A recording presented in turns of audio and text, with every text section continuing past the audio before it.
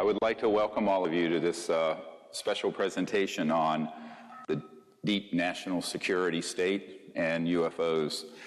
And this is going to be a presentation 4 hours in length. We will take a break at about the halfway point, maybe about an hour and 45 minutes in, 2 hours. And I'd like to just thank all of you for coming. I know you've been from all over the country here, people here from Chicago, New York, all over, and I want to express my appreciation for your support and effort in coming all that way to be here.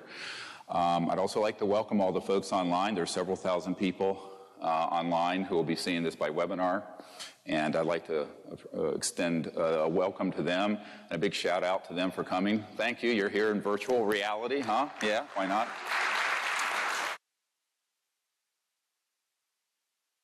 So I'm Dr. Stephen Greer, and the founder of the Disclosure Project and the Center for the Study of Extraterrestrial Intelligence and the Orion Project.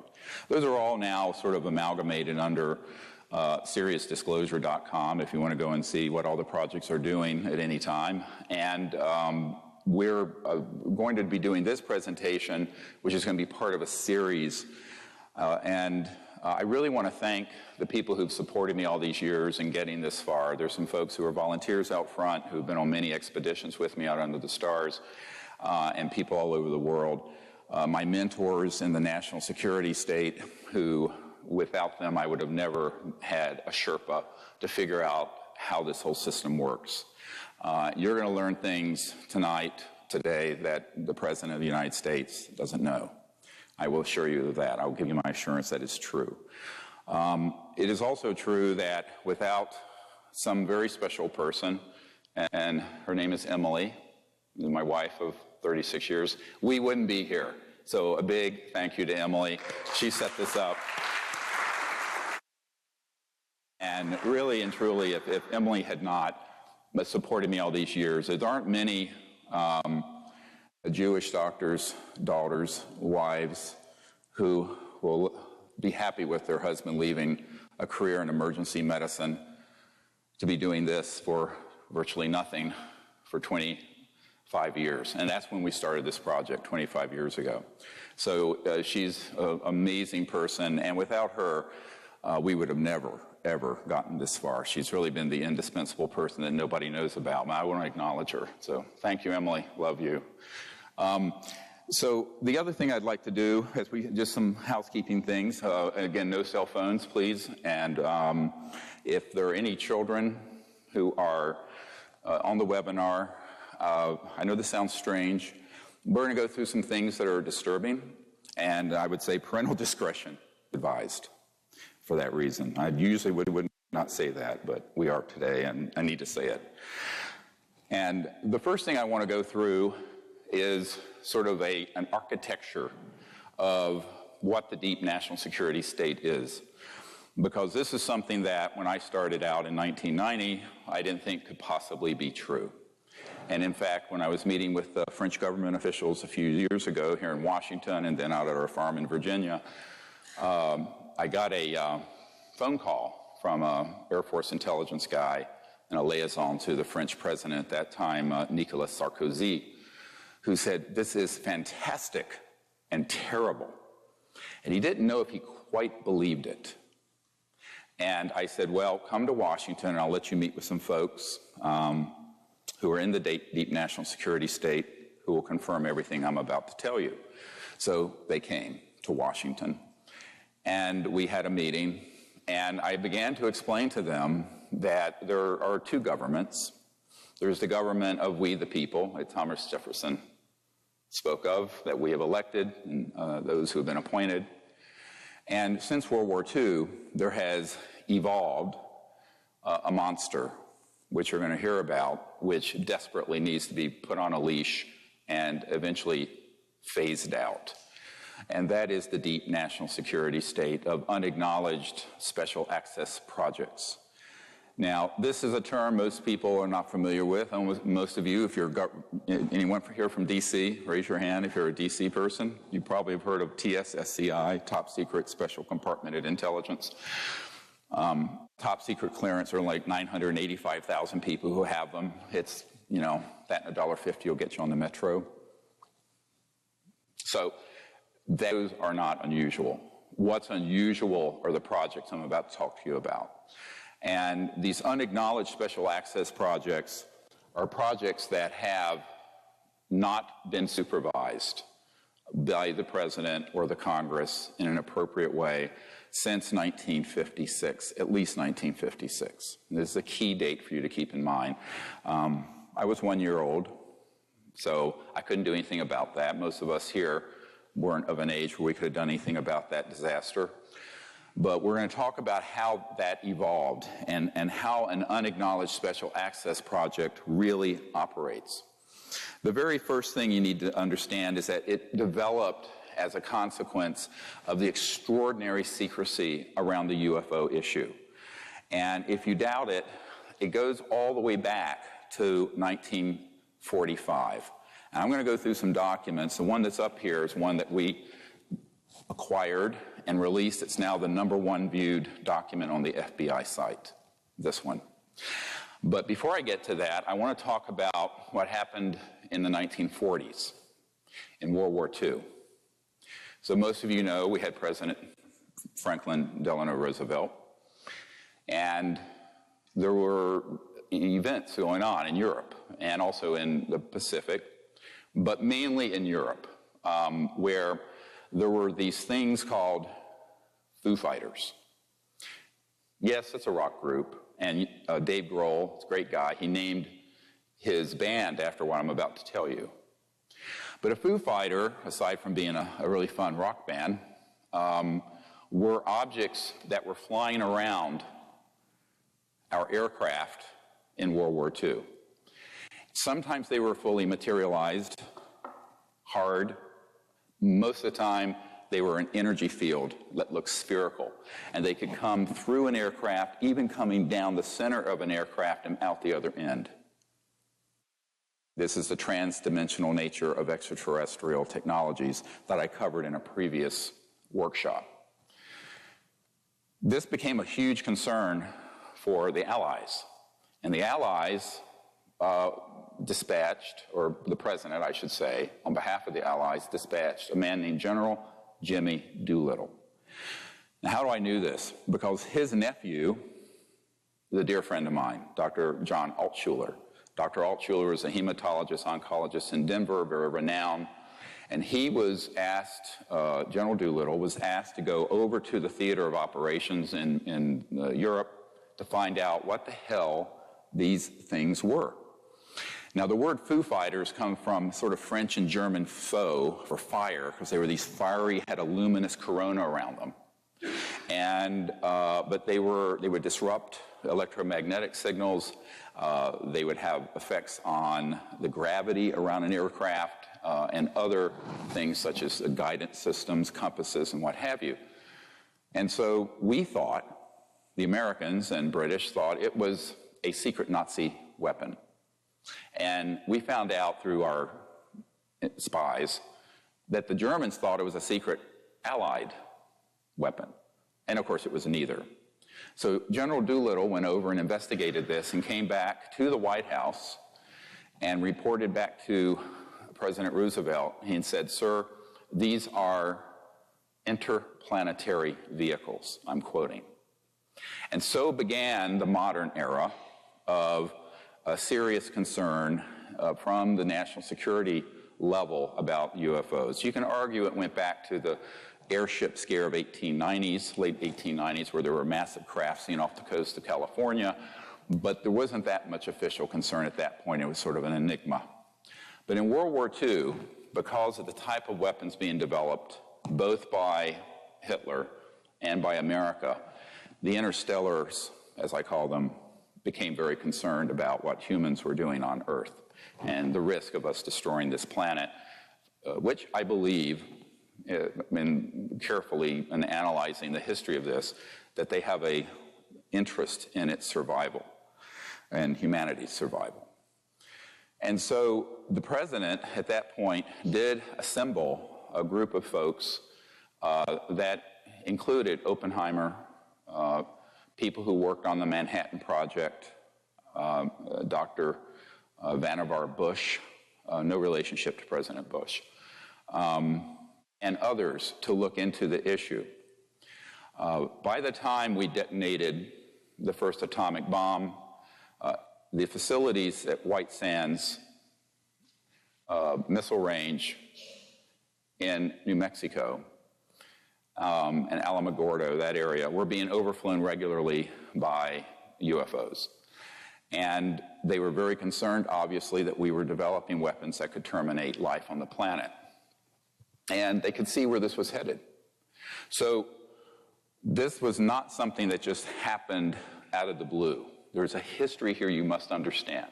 In the early days, and I'm talking now from the early mid-1940s until 1956, there was a reasonable level of constitutional oversight by key members of Congress, senior people in the administrations, and the President of the United States. Everything changed in 1956. Now, when we had the only nuclear, and actually technically it's an atomic bomb squadron and not a thermonuclear one that was developed later. Everybody know the difference between atomic and thermonuclear? Atomic bomb is fission, nuclear is fusion, hydrogen. Anyway, the atomic bomb that we dropped on Hiroshima and Nagasaki was developed, as you all know, in New Mexico, and it was tested at White Sands, and eventually in Roswell, New Mexico, that was the only bomber squadron that had atomic bombs in the world for a number of years before the Soviet Union developed them.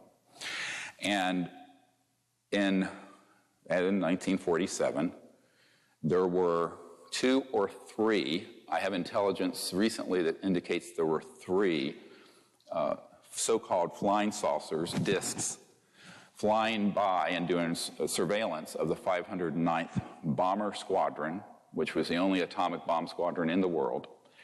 And they switched on, suddenly, an alleged radar system. Read this document carefully. Now, this, I know it's hard for you to see the original. It's dated 1950. It was to J. Edgar Hoover. J. Edgar Hoover building's right near here. And an Air Force source stated that there were 3 flying saucers recovered in New Mexico. They're described as circular in shape with raised centers, 50 feet in diameter. Each one was occupied by 3 bodies of human shape, but only 3 feet tall. They're actually about 39 inches tall. In metallic cloth, very fine texture, etc. And it says that the saucers were found in New Mexico due to the fact that the government has a very high-powered radar set up in that area, and it's believed the radar interferes with the controlling mechanism of the saucers. This is a little bit anthropocentric and childish, because if you can go interstellar, you can handle a radar system. What actually happened is that those radar domes had a scalar longitudinal electromagnetic weapon, which is another whole classification of electromagnetic warfare systems that we'll get into later. But suffice it to say, it was an early scalar Star Wars hit. And when they switched that on, at least 2 of these disks collided. One went down northwest of Roswell. The other one continued and was more intact and was impacted near Socorro, New Mexico. And that's where they actually retrieved the bodies. The ones that was just north of Roswell was obliterated into little teeny pieces, tiny little pieces. Where they did retrieve, and we have Disclosure Project witnesses who have testified to this, who have personally seen what looks like almost hieroglyphic writing on some of the little parts that were retrieved. And I know I've seen these, and it's very interesting because it's reminiscent of the ancient Egyptian hieroglyphics, but not quite the same. Makes you wonder where the pyramids came from. So that event was an early hit. Now, there are some reports of others, but that's the most documented one. This document from the FBI is significant because, obviously, 3 years later, you had one branch of the government trying to find out what the other top secret branch of the government was doing. You can tell by the tone of it. I made inquiries through here and there. So it's a bunch of skullduggery that happens between agencies and competition. And there's always been competition between FBI, CIA, Air Force intelligence, et cetera, and so on. And this happens not just with the United States, it also happens between allies and alliances. For example, the next document, if you can pull this up, this is one of the most important documents. And by the way, after I briefed the CIA director about all this stuff, the sitting CIA director for President Clinton, which we'll get into in a moment, I got a cache of several thousand of these documents, about 5,000 of them. And they're in my vault. I don't know what to do with them. If we presented what was in them, it would take us from now until 2017. But let me just say that this document was accidentally released by the Canadian government, and if you look at the date on it, 1950, November 21st. How ironic. This is the 65th anniversary of the writing of this document by Wilbur Smith, who had a top secret clearance, and he was tasked by the Canadian government to find out what the Americans were doing. And if you look at page 2, if you go down to page 2 of this, you're going to see just a brief summary, which I think there's a whole lot of detail in the document. This is on our website now. You can look it up. Many of you may have seen this one already, but the reason I want to present it is the importance of the document. And it says, the matter is the most highly classified subject in the United States government, rating higher than the H-bomb. Think about that. The H-bomb wasn't detonated until 1952. It was the ultimate doomsday weapon. This project dealing with UFOs and interstellar technologies was more highly classified than the H-bomb. Period. B, flying saucers exist. Period.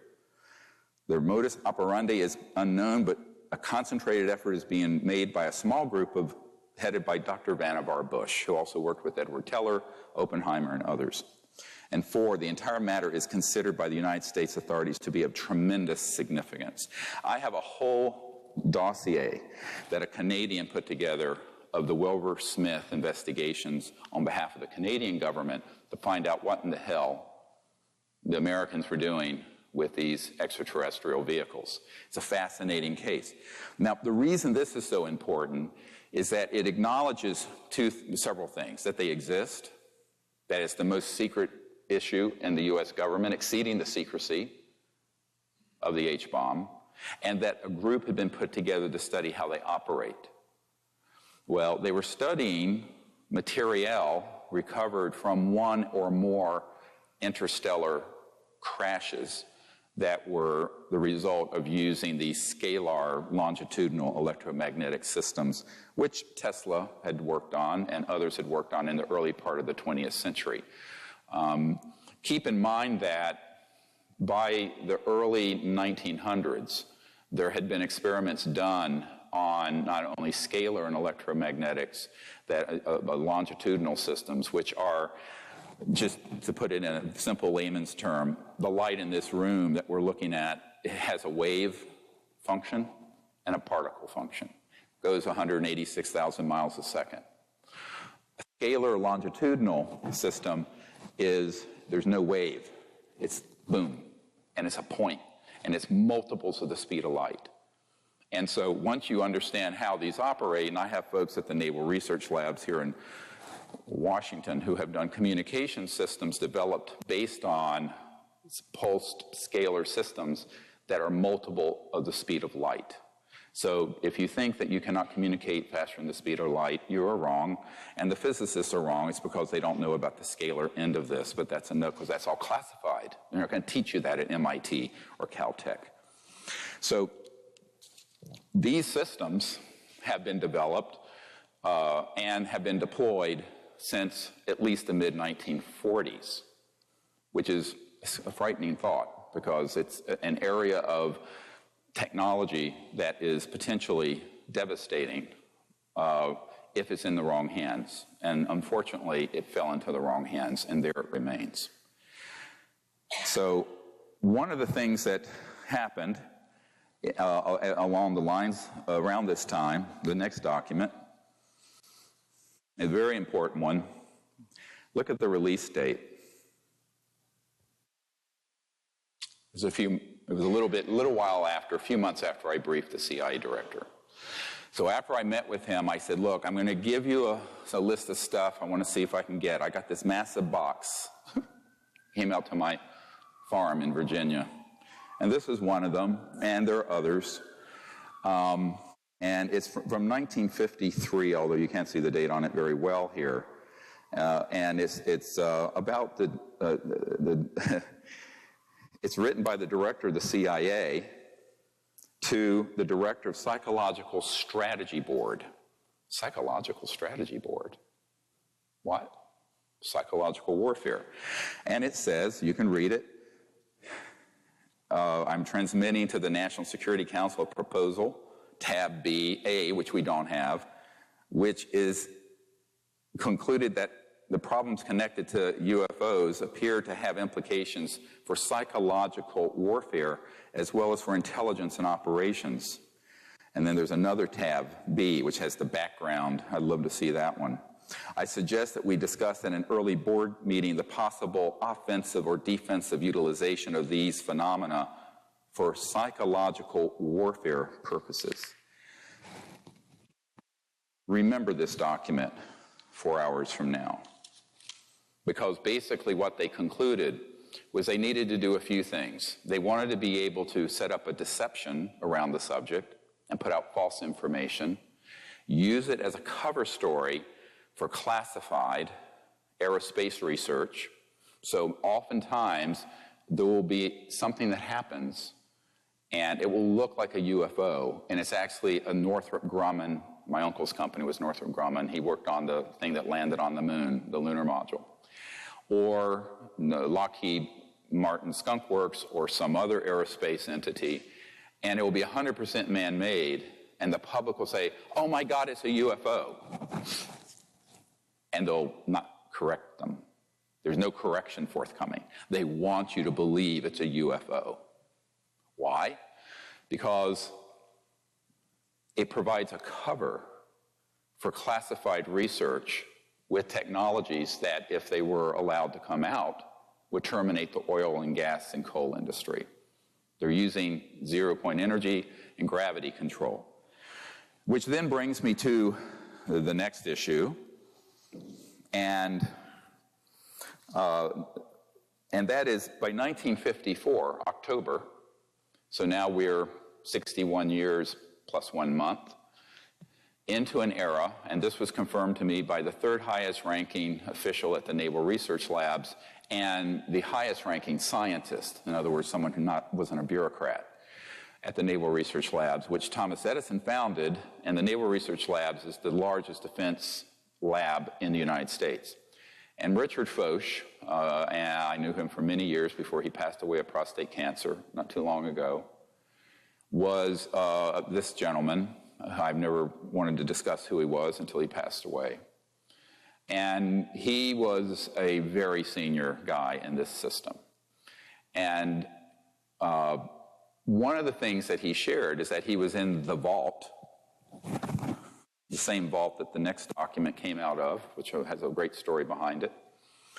And he was going through some documentation and found that it wasn't in the 50s that we really started, I mean the 60s or 70s, but it was in the 50s that we actually mastered gravity control. Now what does that mean? Gravity control is the ability to put an electromagnetic field at certain voltages and with certain angular momentum. I don't want to get into a lot of, put you to sleep, I got into the physics of it too far. So that this object becomes massless, weightless, no mass, M-A-S-S. So the mass component, and this has to do with angular momentum and things of this sort, of the subatomic particles, can make this object so light that it has no mass, which means if you look at your physics equations, velocity is inversely proportional to mass. Go look it up. So if mass becomes zero, velocity can go to infinity in a given amount of energy, which means you can move into another dimension. It doesn't go to infinity, you go trans-dimensional. We'll talk about this some more later. And this began to be experimented with in the 1920s. A guy named T. Townsend Brown developed a system using crystalline structures and very high voltages going into an object so that an object would begin to levitate. Marcel Vogel, one of the chief engineer scientists for IBM in North Carolina on the Reynolds estate, did the same thing in the 60s and 70s. One of the members of my team and one of our disclosure project witnesses worked with Marcel Vogel, doing this with crystalline structures. And it can be crystals, but it can also be nanocrystalline materials such as metallic. So, as you know, most metals and rocks are crystal. Actually, water is crystalline. We're crystalline. So you can put this system around almost anything, and it will begin to become increasingly massless. Now, it doesn't have to be zero mass. Maybe it's 0.1 mass. So it's still materialized, and you see it, but it means, man, can you accelerate this thing? So it means you can, instead of going like the space shuttle at 25,000 miles an hour, you can go at several million miles per hour and take a right turn. And there's no deceleration effect because everyone on board is corrected for 1g. So this is what they began, 1g gravitational force. So this is what began to develop in the 20s, got taken into some Army Air Force projects in the 30s and 40s, and was Adolf Hitler's secret weapon. Adolf Hitler, they weren't making the progress on the atomic bomb that we were, but they had almost perfected gravity control by the time World War II ended. Now, one of the things that the OSS did, they had something, you can look this up, called Operation Paperclip. And Operation Paperclip, a whole book was written on it not too long ago, about how they would put a paperclip on the file of the Nazis that we didn't want to go to Nuremberg and execute, but whose knowledge was so great that we wanted them as part of our program. We wanted what they knew. So one of these guys is a guy named Wernher von Braun, who, of course, invented the rocket, the V-2 rocket for Adolf Hitler. Hermann Oberth. These were all the giants of rocketry and aerospace for Adolf Hitler. They became the foundation brought in by the CIA, what became the CIA, of our space program in the 1940s and 50s, which is how we leapt ahead of the Soviet Union, because we took all those people first, ahead of the Soviet Union. Interesting bit of history. You don't read this many places, but a lot of what I'm telling you is in conventional history books, not the UFO part. That's been sanitized out. That's forbidden knowledge. So, as a result, by the time we had those guys and the experimentation that had been done by T. Townsend Brown, whose work became a part of a corporation called the RAND Corporation, which still exists, a huge think tank, we really had something going. You add to this the study of material and electronics retrieved from interstellar vehicles that were shot down. So a lot of people say, oh, well, the things we have, are they all just reverse engineered from interstellar ET? I said, no. The laws of the universe are universal, and the mind of man, just like the man of an ET, can unravel the mysteries of the universe. And so it has come to pass. But if you we're not starting at zero when we retrieve the objects that were interstellar. We were starting with decades of research in classified electronics, electromagnetic fields, anti-gravity, scalar systems, et cetera, and so on, that had been going on since the time of Nikola Tesla, the true genius of the 20th century, not Albert Einstein, by the way, so who is a minor luminary compared to Tesla. And, sorry, Einstein fans, it's true. By the way, that's why when Nikola Tesla died, the FBI swooped into his apartment and confiscated all of his secret papers. And how do I know this? I have a document from the Department of Defense demanding that the FBI turn them over and names them for what they are, the secret papers of Nikola Tesla. This is not an urban myth. I have that document. It came in this cache of documents I'm talking about. So when you have all of that knowledge, it's then augmented, increased, potentiated by the study of, as the Wilbur Smith document says, the material that was interstellar. Because you need specialized materials. You need control systems. You need integrated circuits, which we did not have in the 40s, which came from this. You need fiber optics. You need all kinds of stuff. So some of the technologies, and this is where Colonel Corso, who worked on these projects tangentially, is correct. If you read The Day After Roswell, and he says fiber optics, integrated circuits, and a whole slew of things came from studying the material from these crashed ET interstellar objects. So you had the biggest and most top secret, most well-funded project in the history of the United States going on. Nobody knew about it. It's completely sub rosa. It was more secret than the hydrogen bomb.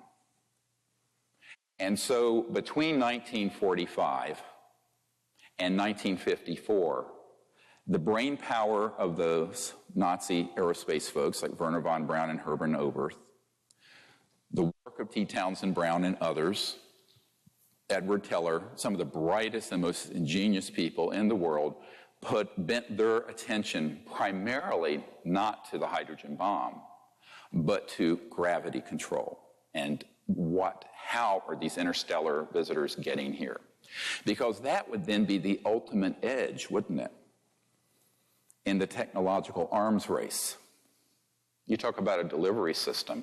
You don't need an intercontinental ballistic missile that goes a few thousand miles an hour if you can deliver something instantly from one continent to another, or worse, from one planet to another. You begin to see the implications of this for national security. Therefore, it was managed in an extraordinary fashion. And the secrecy around it was increasingly ruthless. So much so that by 1956, the President of the United States, a man named Dwight Eisenhower, most of us drive on Eisenhower-era highways using 1880s Mercedes-type internal combustion engine cars that are run by fossil fuels, all of which have been obsolete since the 1940s or sooner. But Eisenhower was a five-star general, became president, two-term president, and was a Republican, very patriotic, but also very naively trusting. Jackie Gleason, the very famous comedian, his wife were friends with some folks that had been on my team before they passed away, and said that Eisenhower on his deathbed was a very bitter man over what happened to him between 1954 and when he left office in early 1961 when Jack Kennedy became the President of the United States. And in 1956, a man named Nelson Rockefeller, who later, of course, became vice president, and prior to that was an operative in the military-industrial complex and the emerging deep national security state. Nelson headed up what's called the Rockefeller Commission. And the Rockefeller Commission in 1956 reorganized the Pentagon, Department of Defense, CIA, the whole alphabet soup of secret entities.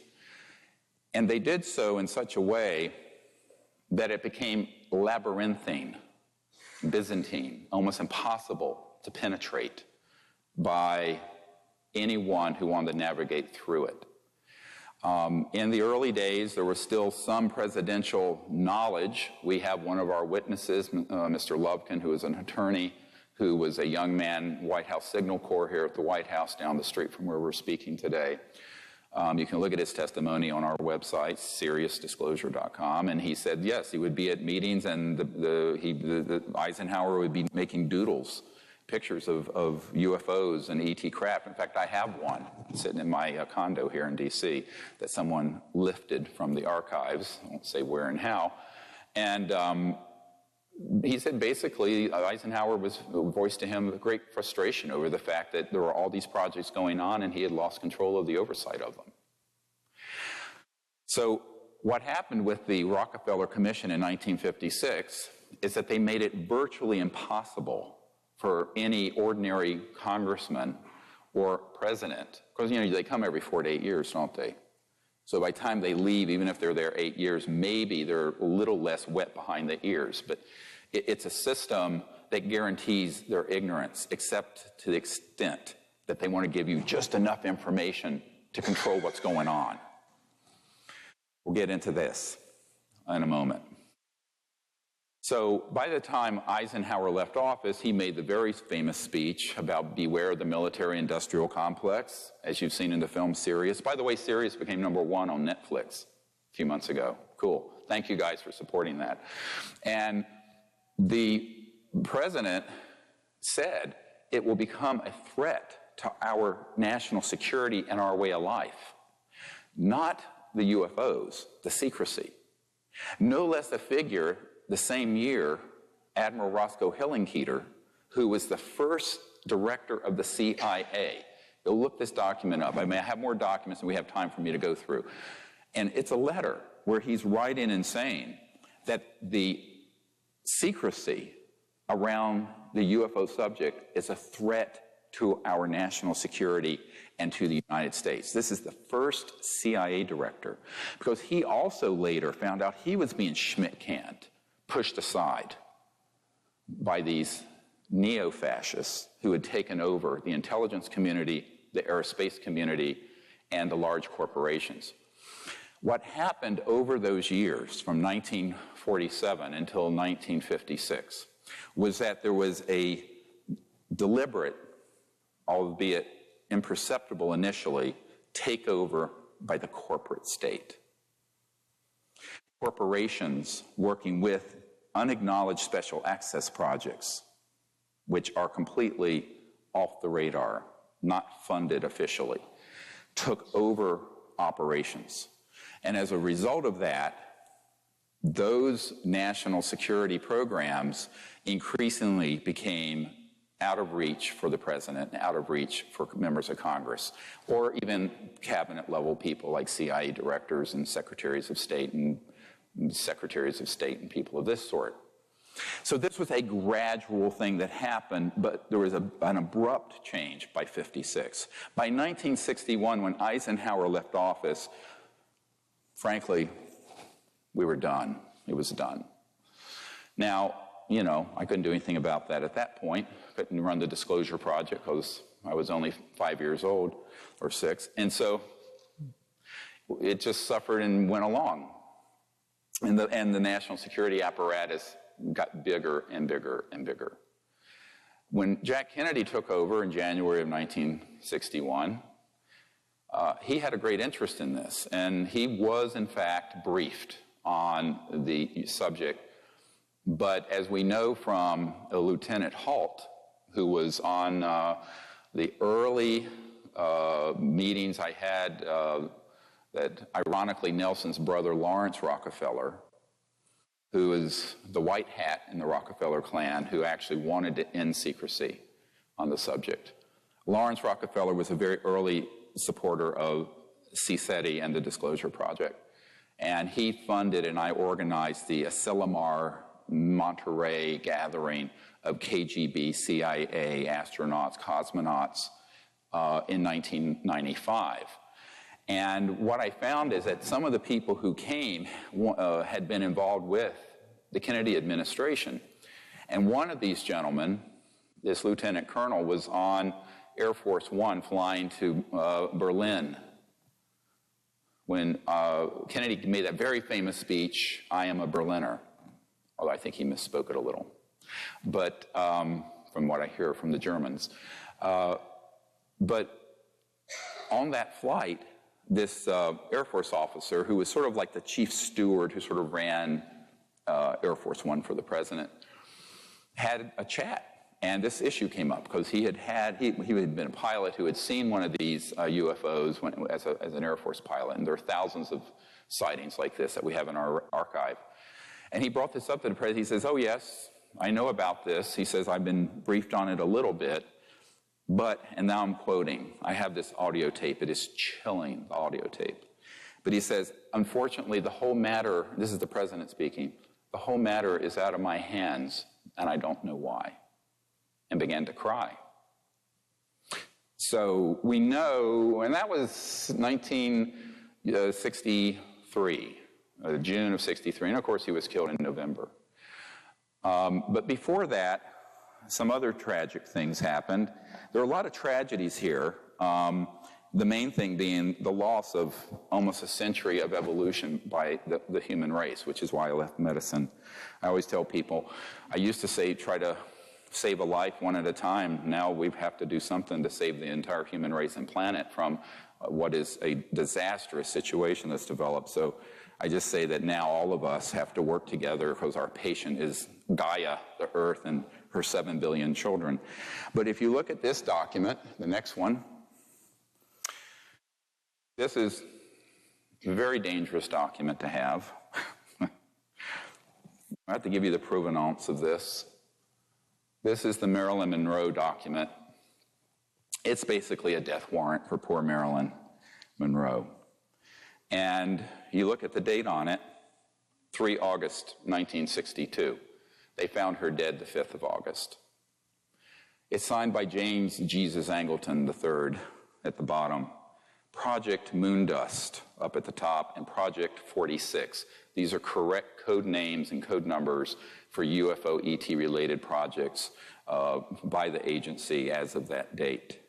And as you read through it, and it gives some background, it's a wiretap summary if you look at the top of it. I know it's a very degraded document, but it's a wiretap summary of telephone conversations between Marilyn Monroe and Robert Kennedy, the Attorney General, and a guy named Rothberg, who was an art dealer in New York. And they were tapping Marilyn's phone because she had had tryst, as it says here, with the president. And everyone knows now she had an affair with both Jack Kennedy and Robert Kennedy. And in pillow talk, the president had told her some things. And it says one such secret that she was going to divulge in a news conference mentions the visit by the president at a secret airbase for the purpose of inspecting things from outer space. I don't think they're talking about meteorites. Kilgallen, who had been a reporter who dug into this, replied that she knew what might be the source of the visit. In the mid-50s, Kilgallen learned of a secret effort by U.S. and U.K. governments to identify the origins of crashed spacecraft and dead bodies from a British government official. That was Lord Mountbatten.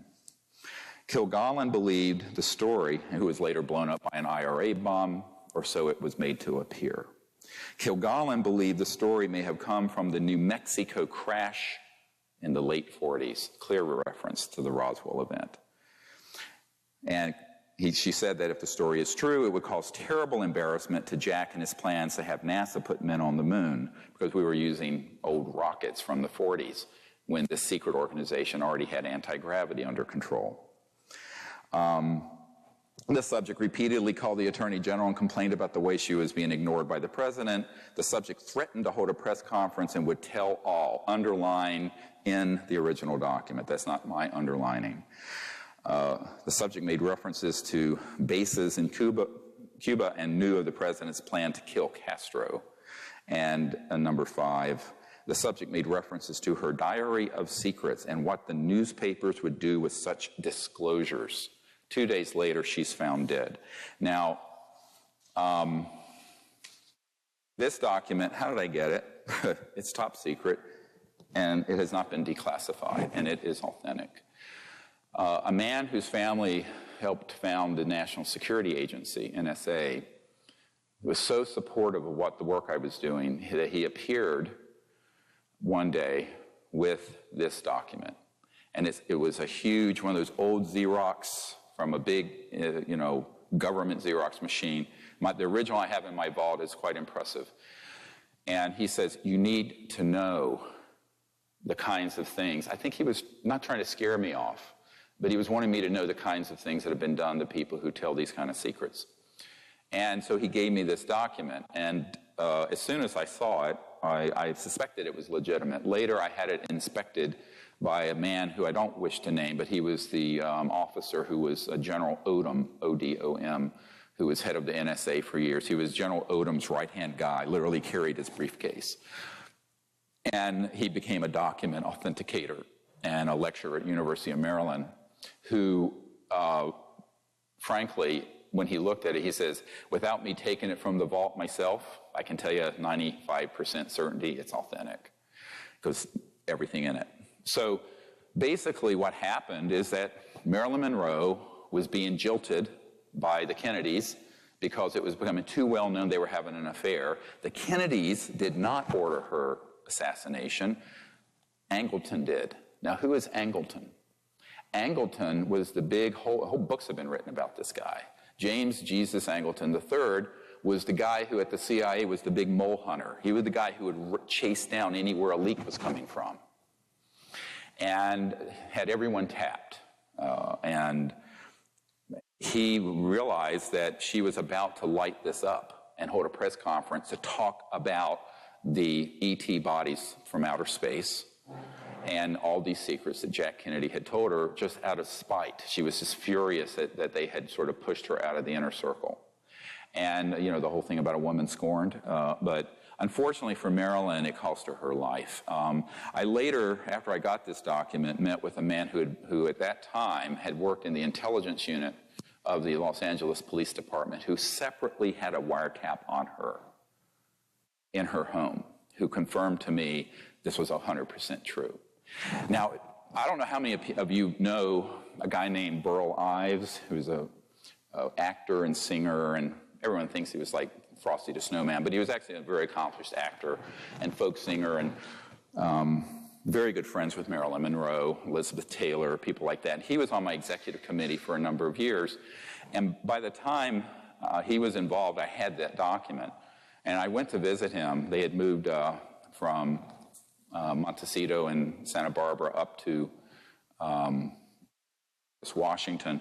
And I was in his room. I was actually sitting on the edge of his bed. He was up there in years, big jolly guy, great bear of a guy. And I shared this document with him. He says, oh my God. And he's a 33rd degree Mason, by the way. He says, we all know, every one of us knew Marilyn had been killed, but we never knew why. We had no idea why. This is why. This is the thing. And so that was also a shot across the bow to the Kennedys. Now, Jack Kennedy had great affection for Marilyn, even though it was indiscreet for him to continue seeing her.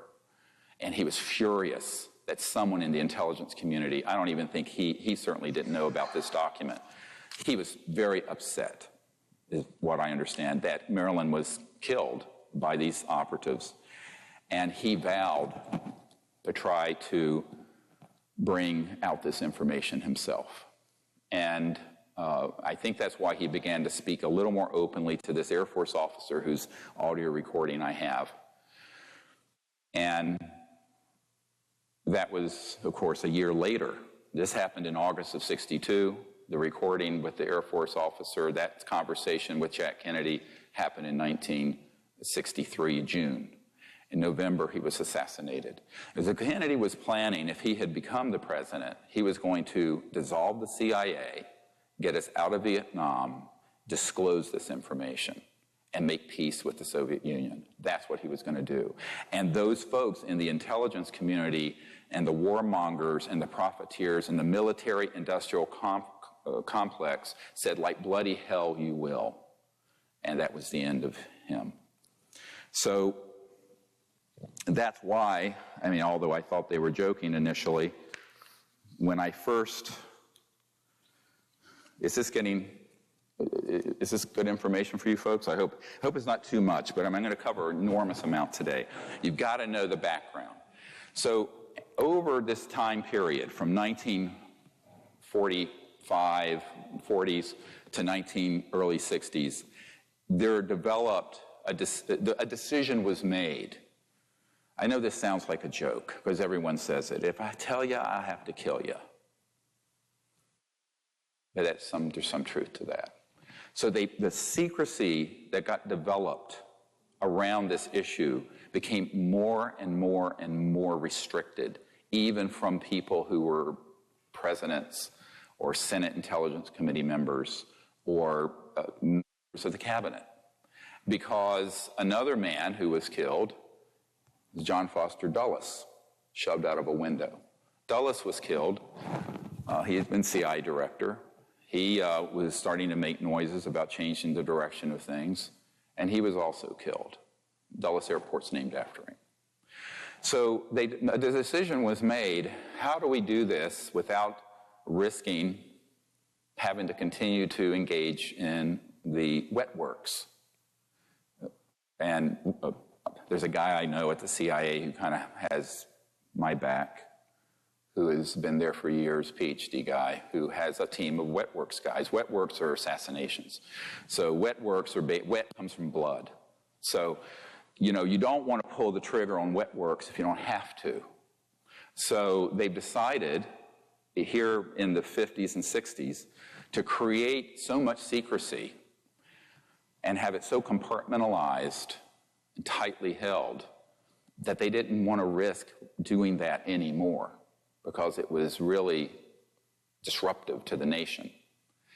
And that is really the genesis of unacknowledged special access projects.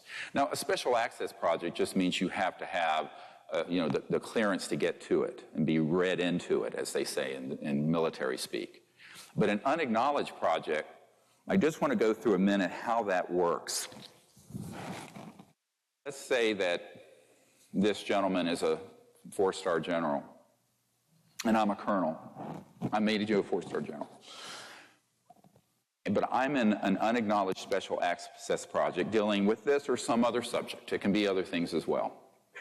If I am in an unacknowledged project, I am told, and I have one of my most senior military advisors has been in multiple of these. He was in one project that was $2 to $3 billion.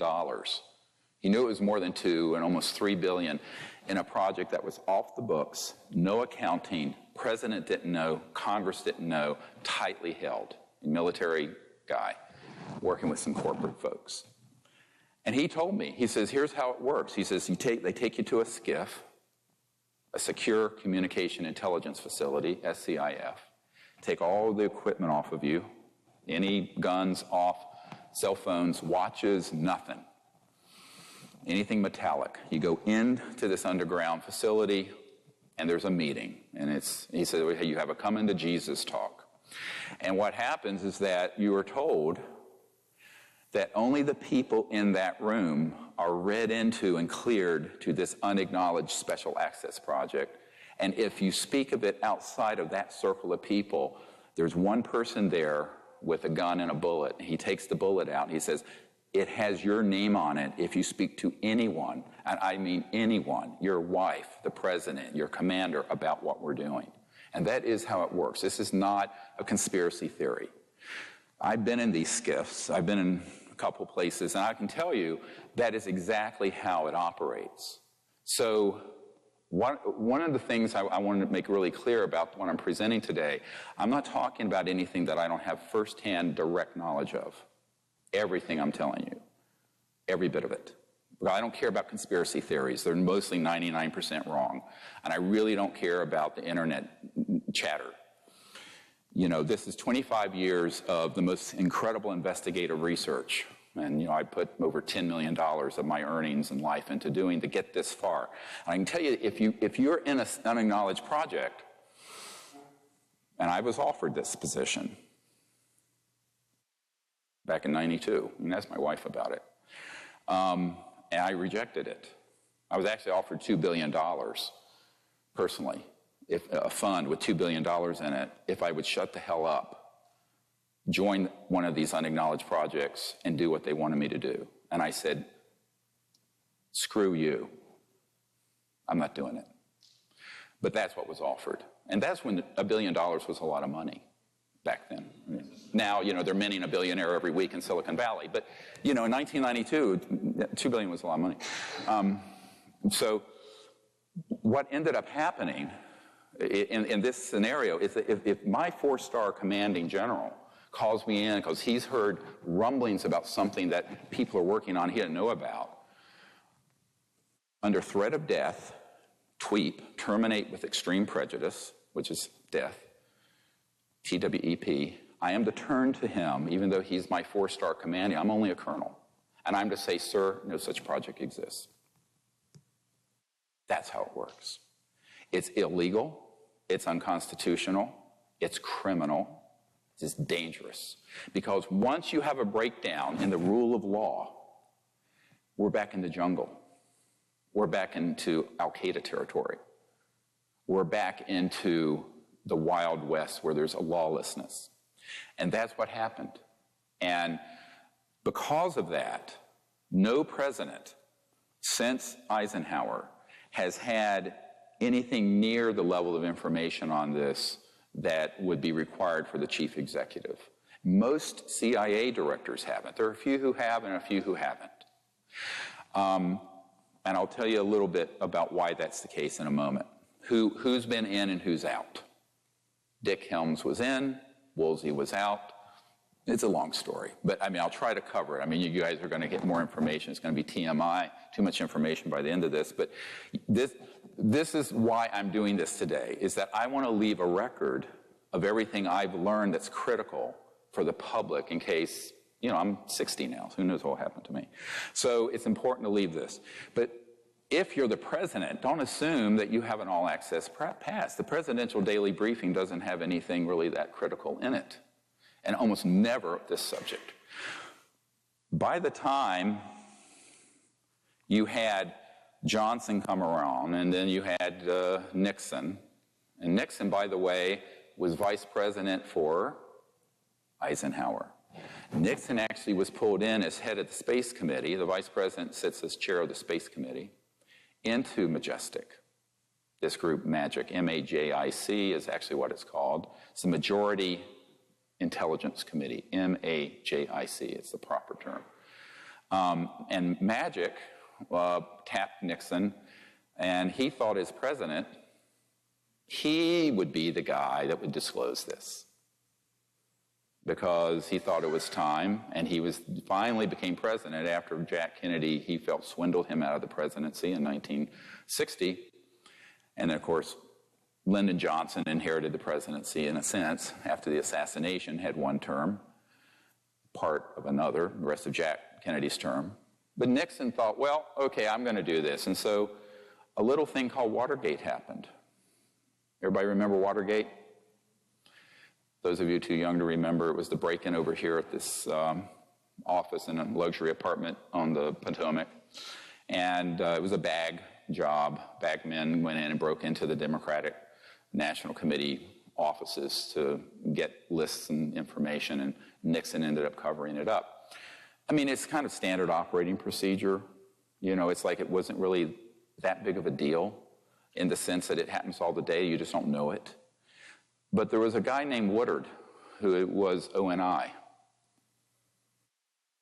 Office of Naval, Bernstein, Woodard and Bernstein, look it up. And Office of Naval Intelligence is where he came from. And suddenly this young reporter has this deep throat. Well, he had an ONI guy give him the information, Office of Naval Intelligence, because Nixon was planning to blow the lid off the secrecy. And the way they took him down was by impeachment rather than by a bullet. That's actually why Nixon was impeached. Now, he did do the Watergate, and he was a crook. But, I would say most politicians have engaged in such things. I know I'm a bit cynical about it, but, it's not that unusual for dirty tricks and oppo research to be done against someone else, and you have someone go and steal something or rifle through trash to get dirt on someone, and that's what they were doing. And in this case, it was a break-in, so technically it was illegal, and then he covered it up and he got impeached. But the real reason why that became such a big scandal and the shit hit the fan was that this ONI guy, Woodard, had a source that he worked who had the actionable intelligence on what really happened, and there goes the president. And of course, you know, we had Ford, who was a part-term, time guy, and he had a CIA director, Bill Colby, who was a member of MAGIC. Bill Colby, I'm giving you like a 50-year history real quick. Is this good? You know, you need this, huh? Colby, and by the way, Nixon had a guy named Dick Helms, who did not want me to talk about this at all, and said as much to someone who is part of a group, and that woman is in this room today. But what ended up happening with Colby is that as he got older, he was very, very upset. And William Colby, CIA director, who was involved to an extent in the MAGIC operations, decided that it was really terrible what was happening to the country. And he's a very patriotic man. He was up there in years, and he decided to defect as a lone wolf, but an unacknowledged lone wolf. And this is why I'll never allow this again. So let me tell you what really happened to Bill Colby. Bill Colby, reached out to me through his best friend, a colonel who I will not name, still living, and an elderly man, but a full-bird colonel who had been in MAGIC, this committee, that majority intelligence committee that oversees the UFO issue. And he wanted, Bill Colby wanted to bring forward the technologies, not the things that fly, but an energy technology based on these classified operations, and some seed money, about $50 million in, I guess, kind of gray area seed money to my group so we could bring these technologies out and end the oil and global warming and the poverty and all of that. Now, the person who approached me, a member of my board, and this colonel, wouldn't say who the client was. They were going to set up a secret meeting. I said, I think it's safer if I know who he is. They said, why? I said, because I can put him into a security system. He says, what do you mean? I said, not knowing is dangerous for him. They said, no, he won't do it that way. So I said, okay. So I'm working full-time as a trauma doctor, emergency doctor, and we're setting that up. And the week before I'm going to meet with this former CIA director, they find him floating down the Potomac River, made to look like an accident, and he was assassinated.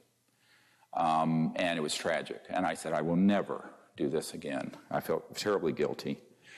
And his best friend came to my best friend's funeral, Sherry Adamak, who had been helping me for years and who was one of 3 of us who mysteriously got metastatic cancer the same month.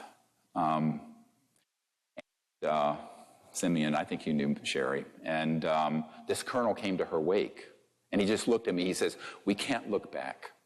We have to keep putting one foot in front of the other, even though we both have had horrible losses. Yeah. So we did. We kept going.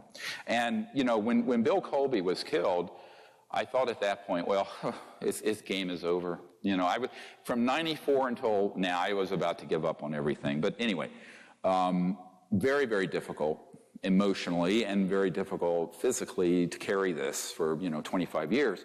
But, I figured this is the pearl of great price. You don't throw this one back in to the water. I mean, this is huge. So we decided we would just continue marshaling our energies and go forward. But we knew that we couldn't do anything like that again. It had to be open. I mean, I had to know, and to the extent things could, none of this skullduggery, because the secrecy is their domain. If you go to the National Reconnaissance Office, the super secret spy agency that runs all the satellites, above their entrance it says, we own the night. You can Google it. And I always say, we need to own the light.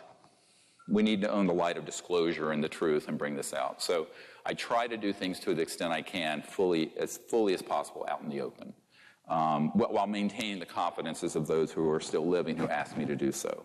But, and that's why I'm giving you this much information today. The other thing to remember about how Colby's demise evolved was that he was going to make a run at one of the big central reasons for the secrecy, which I'll get into in a moment. And that's the technology. This is a big science and technology story. Because imagine bringing out a technology that would sit on this podium, that would run your house, pulling energy from what's been called the zero-point energy field, that never has to be rebooted for, fuel. It's pulling it out of the fabric of space-time. And it's estimated that every cubic centimeter of space in this room has enough energy to run the United States for a year, if you can tap it. And it has been tapped. So at the root of interstellar transport, aside from the transdimensional and anti-gravity, is the energy source. And the energy source is this amazing electromagnetic flux field. In fact, the early man-made UFOs were called flux liners because it's pulling energy out of this infinite ocean, this infinite sea, as Tesla called it. Professor Dirac called it the Dirac Sea, but it was this infinite field of energy that is at the root of space-time, embedded within space-time. And so bringing out something like that would, of course, immediately make oil, gas, coal, ExxonMobil, cars, internal combustion engines, jet engines, rockets, diesel, ocean liner engine, everything you can think of that we use would be obsolete and would be retired very quickly. Now, what I just named is several $100 trillion in mineral assets and infrastructure, because we also wouldn't need a public utility. Every car and home would be self-sufficient unto itself. I mean, it is a whole new world. Now, we could have had that world before I was born, and we don't have it yet. And as a result, we've decamped in the Middle East with our hegemony, and now we're facing World War III. So there are consequences to this kind of secrecy, unintended, and some are intended. But the unintended consequences are really about blowing back on us hard right now, both physically, geophysically, environmentally, geopolitically, and militarily. It's a very dangerous thing to thwart the development of normal technologies to be used for peaceful purposes. Now, that's the big caveat. Use them for peaceful purposes. Now, eventually, one of the things that happened along the lines of this was, how do we keep all this secret? Well, wet works kill people. Compartmentalization, unacknowledged special access projects. Nobody outside the project knows. A big one is ridicule. I have a document from 1950s where they talk about engaging Disney Studios, which had done a lot of the OSS propaganda films in World War II. And Walt Disney was an asset of the CIA. And believe it or not, I mean, everyone thinks of cartoons, but so they engaged Disney Studios to make Flying Saucer and Little Green Men films, ha ha ha. And it ridiculed the subject so that respectable people would say, well, you're a kook if you're dealing with UFOs and ET issue.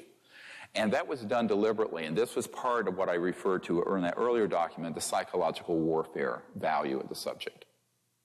How do you create the psychological nexus so that the subject becomes subject non grata? Like a persona non grata. It's a subject non grata. It's unwelcome. It has ridicule associated with it. And an Air Force major told me, who's one of our Disclosure Project witnesses, who was present when we shot and killed an ET on the tarmac at McGuire Field there in New Jersey. His testimony is quite riveting, if you've read the materials. And he was saying, look, really the way this has been kept secret more than anything is just sheer ridicule. Nobody wants to be laughed at. Everyone's concerned what their friends might think. Because, where's the tinfoil hat you're supposed to be wearing? So this ridicule got ramped up in 1953. the psychological warfare programs. So by the time, we came on the stage, we're 50, 60 years into a hole of ridicule and denial and countermeasures and everything else that, how do you fix this? It's very difficult because most reporters and media people don't want to be ridiculed. Nor do scientific and people and professors and government folks. I mean, there's so many people in the Congress I've met with, very interested, know this is real. I'll say, will you hold a hearing on this? They go, oh, no. It'd be the end of my career. I'd be the laughing stock. I'd be Senator Moonbeam or Congressman, Tinfoil Hat or whatever. So that ridicule, which was ramped up in the 50s, has been very effective, incredibly effective. And that's one of the hard problems I've faced as well. Although, as a medical doctor, luckily I was known as a very good emergency doctor before I got on Larry King Live and started doing stuff like this. But if it had been the other way around, I probably would have never been hired. Really, so I was careful in my timing because I did have a family of 4 children to support. Luckily, they're all out of college now. So, now the next thing I want to, if the next document, if you move on from Marilyn Monroe's tragedy, and there will be time at the end of today for you to ask questions. I'm sure your mind must be swirling by now about a lot of things. And this is the next document is the Peterson Memo, Arlington Institute. So this is the meeting that never happened with me and the CIA director. Very interesting. Look at the date. 3rd of December, 1993. The meeting between me and the sitting CIA director was the 13th of December, 1993. And is that document up? And the CIA director, R. James Woolsey, who, when information about my meeting came out after he had left office, denied it ever happened. Luckily, I could call him in a flat-footed lie. I always tell people in Washington, how do you know these politicians and lawyers are lying? Their lips are moving. If their lips are moving, they're lying. I know it's a very cynical thing to say, but unfortunately very true. But this document, which I'm not going to go all the way through, but some of the information is very, very important. I talked to Woolsey this morning, and he suggested getting together, underline. Project Starlight that's referred to here was the coalition I put together before the Disclosure Project, which no one knew about, where I was trying to get the President Clinton, to lead the disclosure on this. And it's a very interesting document because on the second page it says, remember, the most powerful people in the world will have a deep, compelling interest in our activities and will use everything in italics at their disposal to effect their objectives. Very threatening. And then he suggests that I get an encrypted portable phone because my kitchen doesn't have one. I mean, the whole thing is like such. Now here I am, of course, I'm like 30-some years old. I'm an emergency doctor. And I'm being asked to come up and brief the sitting CIA director because, and if you read this carefully, it states in there, he's made inquiries and no one's telling him anything. This is the sitting director of the CIA. This is the proof the meeting took place. And there is other proof. Now, what the hell is going on that a sitting CIA director doesn't know anything about the most top secret CIA project? Illegal, outrageous, unconstitutional, criminal. And when I found this out, now remember, this is 22 years ago almost, it was a shock to me. Because I was raised like most people. I thought, well, there's a president, there are all these spooks, and there's a chain of command, and it operates. I didn't know about unacknowledged special access projects. I certainly could not have imagined that the man who puts together the presidential daily briefing would be kept secret on stuff that I had collected unbelievable amounts of evidence for the existence of UFOs, extraterrestrial intelligence, et cetera, and so on. But that was the case. And when I met with this man for nearly 3 hours, it became quite clear to me that it was not a prevarication. I really thought that he was saying that just as a way of blowing me off, or, not blowing me off, but sort of saying, I want to meet with you to find out what you know, but I actually do know, and I'm going to pretend like I don't know. No, this man, and my wife can attest to this, was shaken to his foundation. The cover story for the meeting was a dinner party in the D.C. area, which is typical. The wives were invited as cover.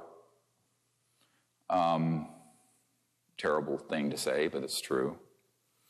So my wife was there. I was there. The CI director and his wife, who's chief operating officer of the National Academy of Sciences, was there, and my host, John Peterson, and his wife. Interestingly, she didn't know who was coming to dinner until that afternoon. He wouldn't tell her. And then she finds out like 2 hours before we appear, there's this UFO expert and the CIA director and his wife coming for dinner.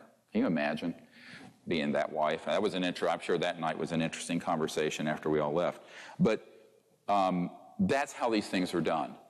The real tragedy of it, though, is that if you have a breakdown in government this severe, those of you who are students of governance, where you can have a CIA director or senior members of the military who are being left out of something very important and which hundreds of billions of dollars per year are going into, then you have no government. So the deep national security state from 1950s until today has devolved into this sub rosa, unacknowledged, not international, transnational entity with representation in the UK, Canada, Australia, Brazil, China, Russia, former Soviet Union, which on this issue work together like this. It is not responsive to the body politic. It is not responsive to the heads of government or even the heads of committees and cabinet level people. There are some cabinet level people, however, who have known. I mentioned a few. There was a CIA director known as George H.W. Bush, and the CIA headquarters is now named after him. He was a member and is a member of MAGIC. But then there are others like Woolsey who wouldn't be told anything. Some presidents have been given a little information, and some have been told nothing. Why? Well, here's how it works. It took me a long time to figure out something very simple. I call this a soul biopsy. Because doctors don't talk about biopsies, but it's a psychological analysis. So let's say this gentleman is the incoming director of the CIA. The outgoing director of the CIA is me. As incoming director of the CIA, they've taken your life apart, and they know what your values are. If your values are that you would not go along with an illegal, criminal, unconstitutional effort and engage in assassinations that were illegal and other things, they will never tell you about this. And even if you're the president that's incoming, this is what happened to Jimmy Carter. And I know this for a fact. Jimmy Carter got elected, and the outgoing CIA director was, guess who? George H.W. Bush. George H.W. Bush, when he was called in and they had the transition meeting for between November and January when they had the transition and they're standing up the new cabinet, was asked personally, face-to-face, by Jimmy Carter, and I met with someone who was there, about the UFO issue. And Bush said, I'm not going to tell you, in a very derisive way, about that. Go see if you can get it from the Congressional Research Service. Literally. Brushed him off. And Carter was stunned because Carter had had a UFO sighting when he was governor of Georgia. I have his report form that he filed officially, signed Jimmy Carter. He ran in 1976 on ending UFO secrecy, actually. So he put together a White House study on UFOs, which we have Disclosure Project witnesses that attest thereto, and they were reaching out to Stanford Research International to do SRI to do the study for them because they couldn't get anything from outgoing CIA Director Bush. And that entity, SRI, had some people come in and threaten them and said, basically, if you want to receive any more contracts from the Department of Defense or the U.S. government, you will refuse to do this study for the White House. We have that as an affidavit signed from someone involved. So now this is very extraordinary, but we have legal documents to prove it. So Carter was boxed out of this. And not long ago, he was at a signing ceremony, signing guitars in Spain to raise money for the Carter Center a few years ago. And a very well-known, I think his name's Shawn Williams, well-known classical guitarist who's on our team was there and said, you know, at dinner, someone asked Carter, what was it like to be the most powerful man in the world? And President Carter said, I don't think I was that man. And everyone just thought he was joking. And he said, well, there are certain things I wasn't allowed to know about. And someone in a ridiculing way said, ha, ha, ha, what, like UFOs? And President Carter said, yes, that and more, referring to these energy and technology things. And so Carter wasn't joking, and it is true that he did not get access the whole time he was president because he would have ended the secrecy and they knew it. It's also why he was a one-term president. Now we had after him Ronald Reagan, or Reagan as I call him, R-A-Y. So a colonel who reached out to me was one of the guys who putting together the SDI, Strategic Defense Initiative, Star Wars. And he actually met with Carter and Reagan. Carter was a hard sell, Reagan was a soft sell on the billions to go into Star Wars. Now, the way it worked is that the Star Wars was always a cover story for targeting in space interstellar vehicles using these scalar weapons, not lasers. If it's at the speed of light, it's not fast enough.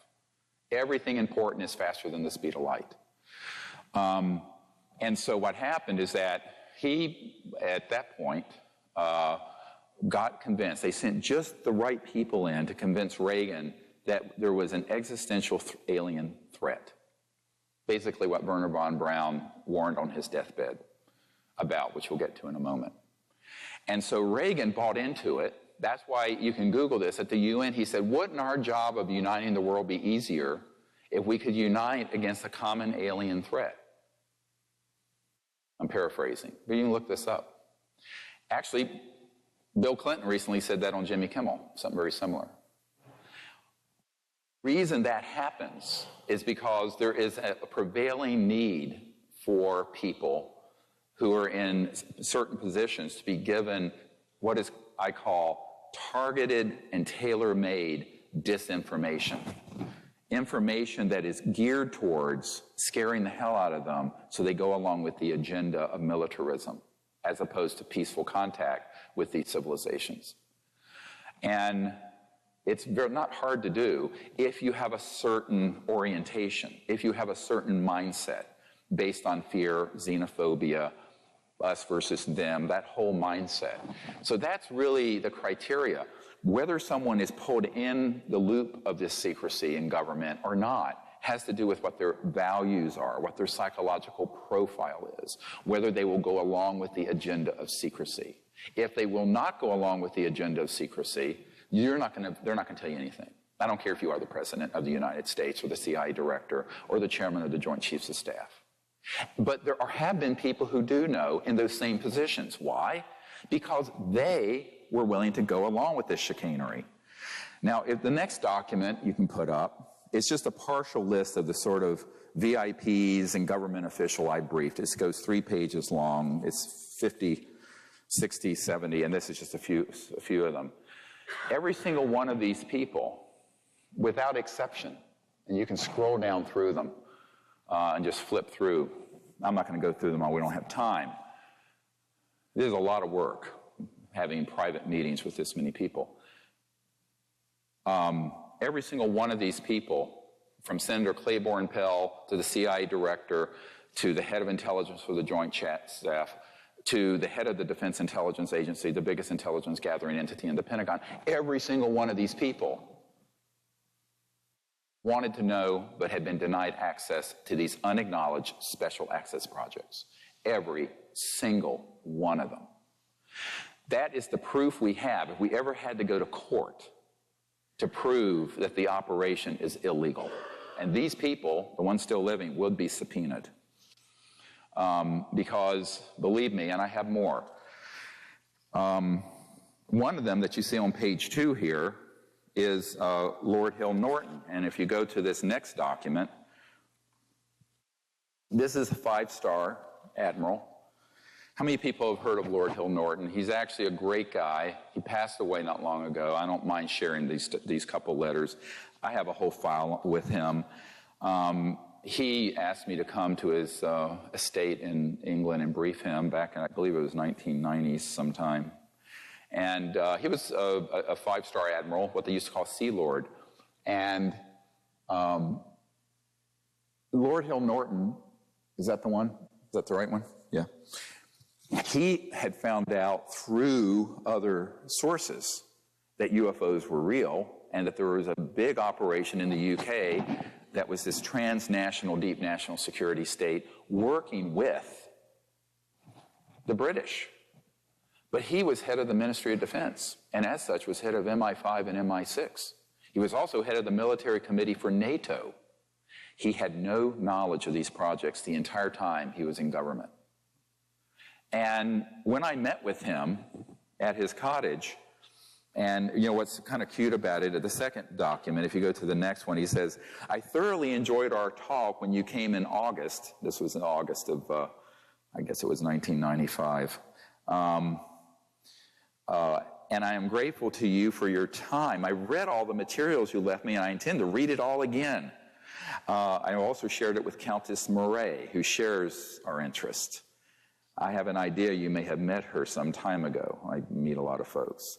I find your latest brief on the national security implications of the UFO subjects very clear and very convincing, and it goes on. It's a beautiful letter, and things he was going to do with the European Parliament and whatnot.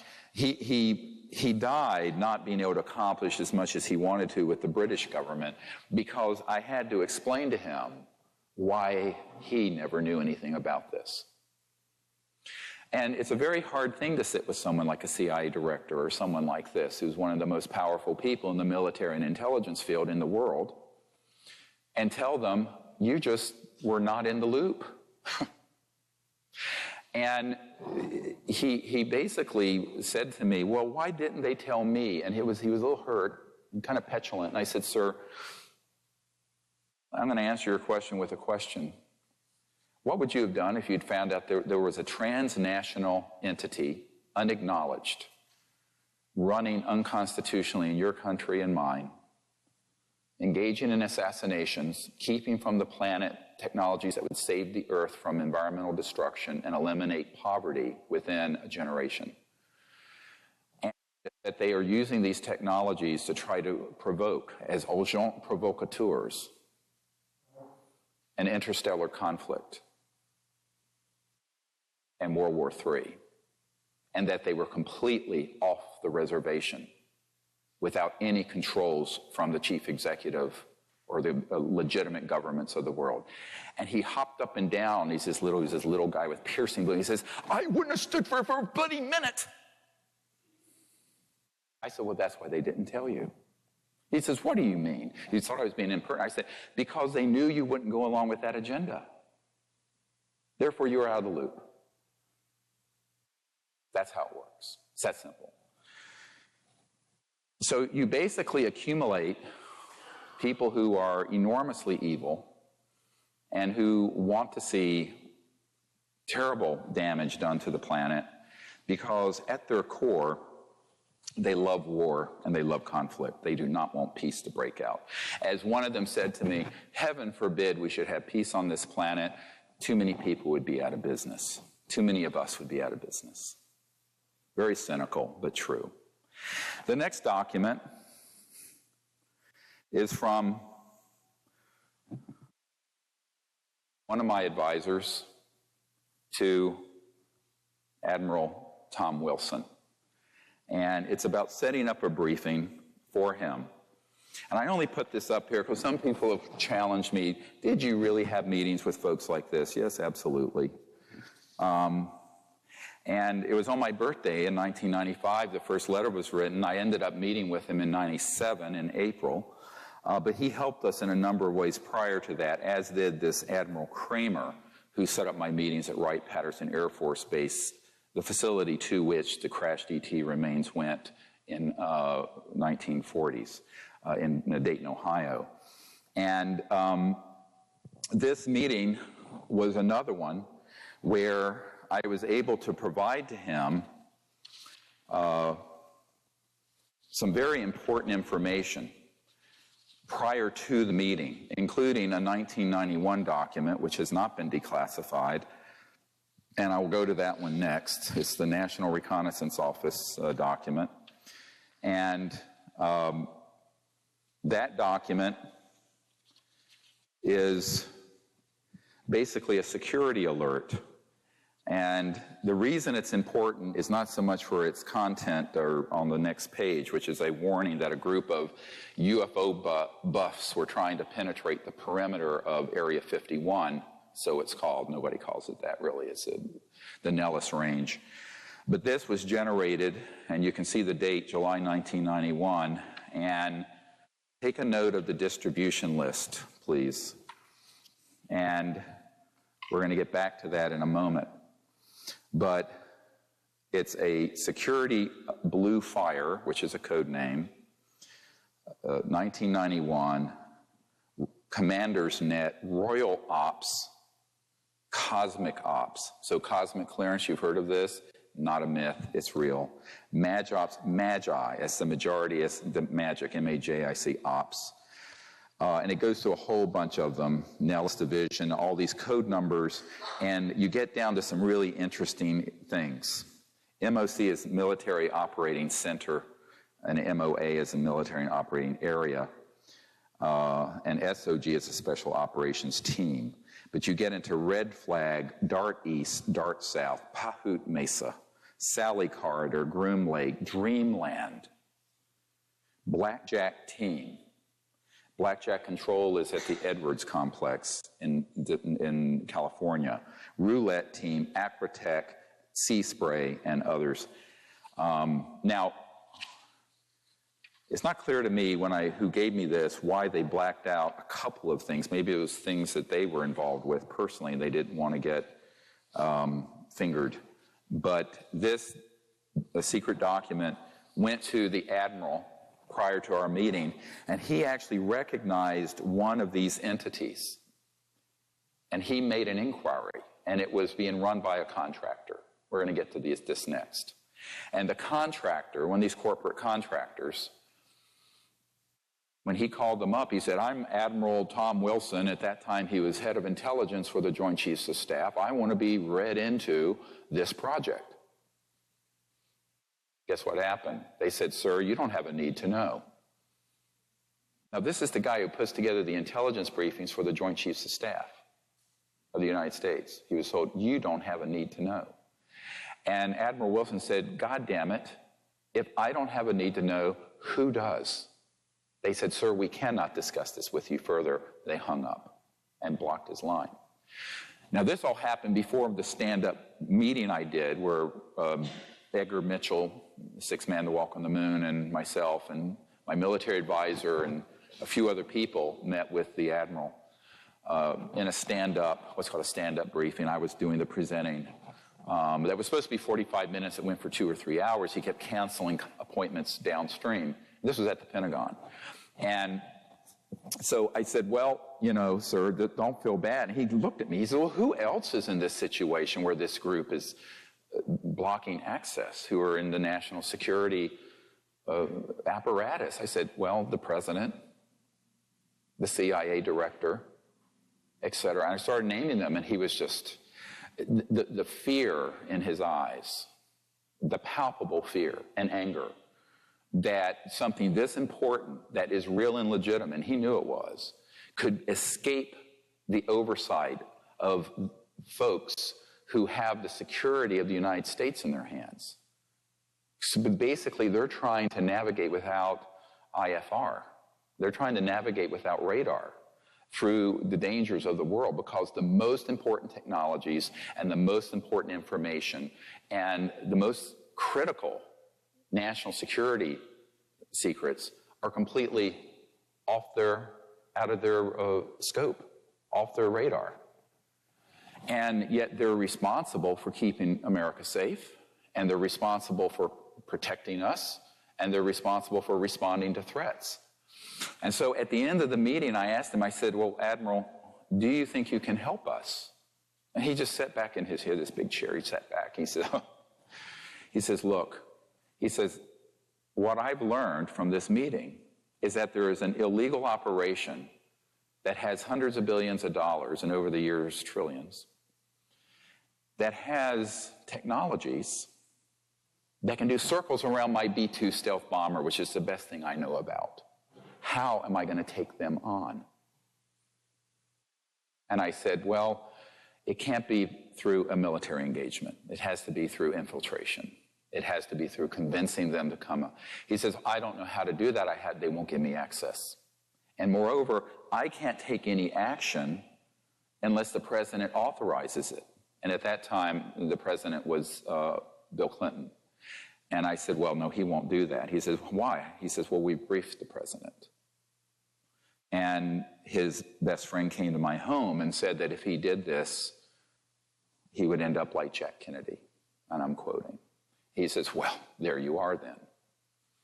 Point, set, match. And I said, well, you know, someone's got to do it. Invariably, these people say, well, you can do it. And I learned, if you look at, there's a movie my wife and I saw this past week called Bridge of Spies, and you realize there's this attorney named Donovan in it. It's a true story based on the Gary Powers U-2 shoot down. And he was sort of the expendable guy. I'm the expendable guy. I'm the guy, it doesn't matter if they get killed. Because basically that's what Clinton's people told me. It doesn't matter if you get killed. We don't want the president to get killed.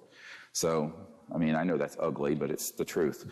So that's why I'm doing it.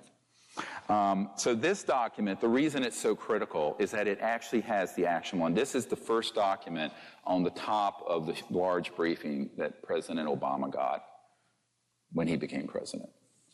And John Podesta, who was his guy who put together the Obama White House, was the man that we provided this for. Because Podesta has publicly come out, as you know, in favor of disclosure and ending secrecy. So basically it was from me to Podesta to Obama. And of course, I mean, I didn't expect Obama to be able to do anything about it, because having these project code numbers and being president doesn't give you access control. You know the difference between knowledge of something and access control. You can know about something, but if they're non-responsive to your orders, like they were to this admiral, it doesn't matter if you're a general or the president or a CIA director, because they're basically going to say, buzz off, we have more power than you do, and go away. And that's how it operates. That is how it operates. This is naked, raw power. That's how it works. So this next document I want to share, unfortunately, did not come out. It's the Congressman Cox. As you know, he was SEC head secretary for W. Bush. But back when he was a congressman from Orange County, a good friend of mine who knew him set up a briefing between me and the congressman at his offices in Orange County. And he was on several key committees, Armed Services Committee, et cetera, and so on. And he wanted to know about the UFO issue, and I said, okay, well, I'll come in and I'll brief you. And he said, well, this has never been brought up at a briefing. I said, no, you wouldn't be, because I briefed members personally of the Senate Intelligence Committee and Foreign Relations Committee and House Government and Oversight Chairman and everyone you can think of personally, face-to-face. And in every case, they have been completely without access. And when they make an inquiry, they're told no such project exists. It doesn't exist. It's unacknowledged. Unacknowledged. Doesn't exist. And he says, well, I would like to know. He says, where the heck are these things going on? And who are the corporate entities? And where are the bases? So that was the genesis of the famous Cox memo, which, you know, became kind of infamous because I wrote it to him, and I basically did a subject of a brief summary of the people who I briefed who don't know, and a course of action that he needs to take. Unfortunately, that document didn't come out. It got scrambled by the electronic gremlins in the computer, unless he's fixed it. No, he hasn't. So basically, I describe who is not able to do this, but where the places are. And that was the genesis of this, which is the facilities list. And I want to go through this very quickly of where the key facilities are. Now, keep in mind, these are all run by a hybridized entity. It's part government, unacknowledged special access project, compartmented, deep black, transnational security state, and 3/4 corporate. The action is in the corporate sector. But at each of these bases, there are contractors who run the operations. You understand how this works? In other words, the government doesn't do that much. The government does WFO, work for others. So they issue contracts. So you'll have Bechtel Corporation, or you'll have Lockheed Martin, or you'll have whatever. So, but the key facilities I want to go through, and there are others. This is a list that I updated it for the president in 2009. A very chief one is Edwards Air Force Base, and there's a whole constellation there. Haystack Butte, China Lakes, George Air Force Base, the retired Norton Air Force Base, Tabletop Mountain Observatory, which is run ostensibly by NASA, and Blackjack Control. So I had a source at Blackjack Control associated with the Edwards-related facilities, but the Blackjack team you saw on that list was Nellis. So there's Blackjack Control and Blackjack Team. And then there are airspace facilities, and these are all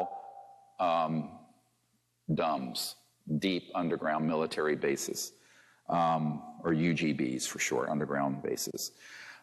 Northrop, the Ant Hill Tejon Ranch, McDonnell Douglas, the Llano Plant, Lockheed Martin, Hellendale, then Phillips Labs, and the North Edwards facility.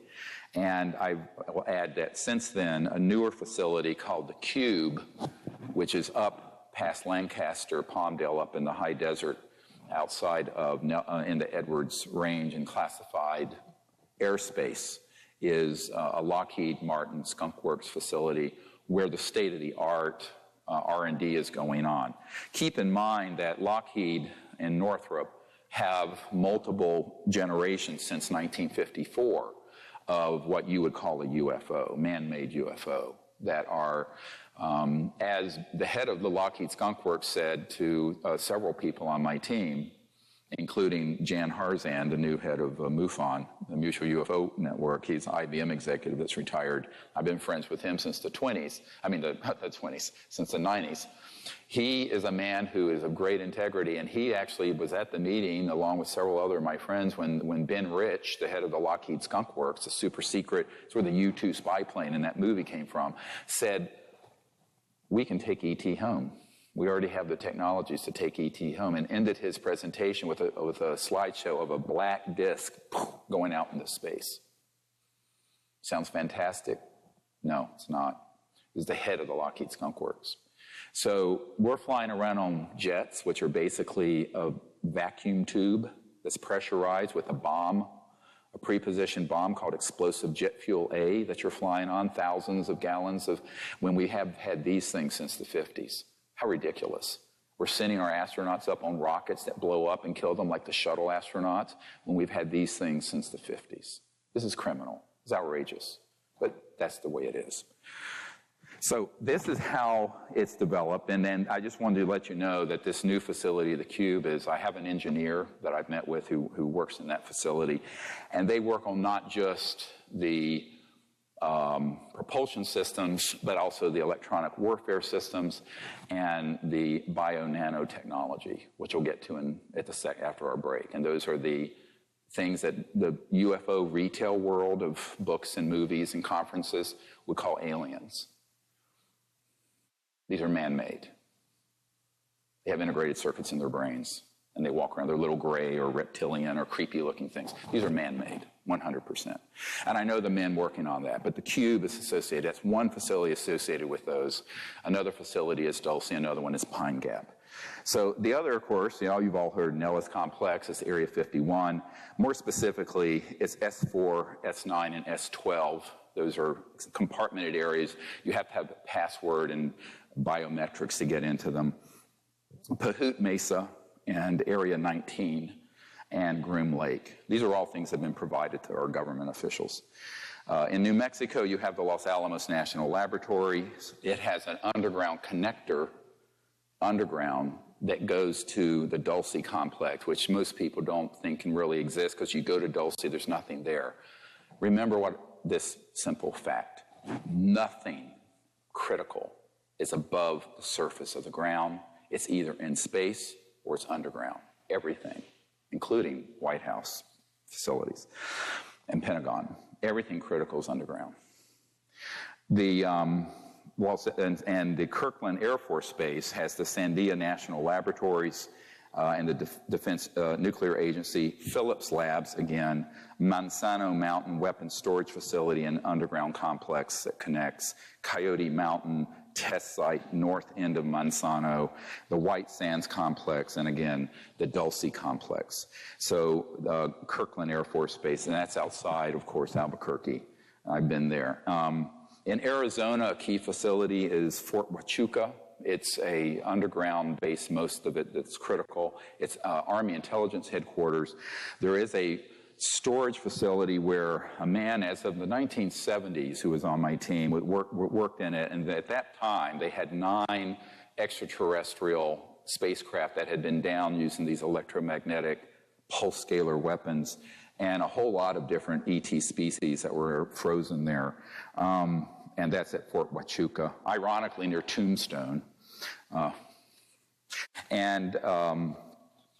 The other ones that I just want to mention, Cheyenne Mountain, which is under the mountain in Colorado Springs, has a dedicated area for just the Deep Space Network tracking of interstellars that are in our solar system.